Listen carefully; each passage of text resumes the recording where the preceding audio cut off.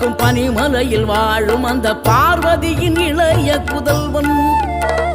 தேனெடுத்து திணை வளர்க்கும் சிறு குருத்தி வள்ளியவள் சிந்தையில நின்ற மன்னவா.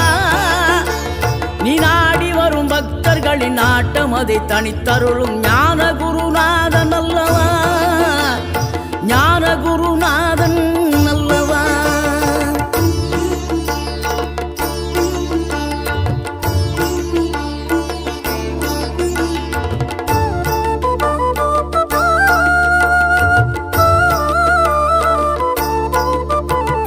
நினைக்கின்ற பொழுதெல்லாம் நிகரில்ல பக்தி ரசம் கொடுக்கின்ற சக்தி வேலும்.